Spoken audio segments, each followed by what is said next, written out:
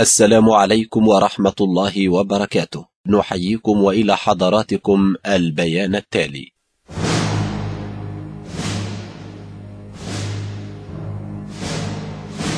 إنه في يوم 16 من شهر مايو من عام 2002 قامت القوات الأهلاوية بهجوم إرهابي كاسح على البيت الأبيض بقيادة الإرهابي الشهير بيبو بن لادن، وقد أسفر هذا الهجوم عن إصابة المرمى الأبيض ب6 أهداف من العيار الثقيل من النوع المحرم دوليا، مما أدى إلى انهيار المرمى فوق حارسه المسكين عبد المنصف. وقد نددت جماهير الأهلي بعمليات أكثر هجومية ووحشية على القوات الإسماعيلاوية.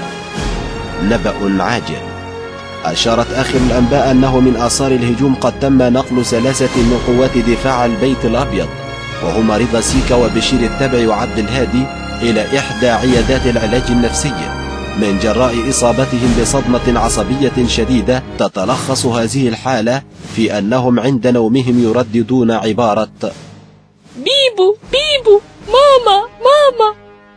وقد جاءنا أيضا أنه قد تم نقل التوأم الذي يدعى حسام وإبراهيم حسن إلى دار المسنين القريبة من البيت الأبيض، وذلك بعد ظهور أعراض الشيخوخة على كل منهم.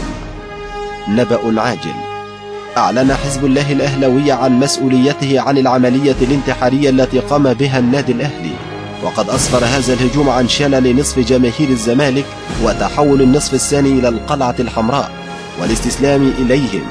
واعترف منفذ العملية وهم بيبو ورضا شحاتة وإبراهيم سعيد بأنهم أطلقوا 6 خوابير من العيار الثقيل على مرمى عبد المنصف وأعوانه. مراسلكم من قطاع أخبار الرياضة ياسر عثمان من أمام سور نادي الزمالك المحاصر.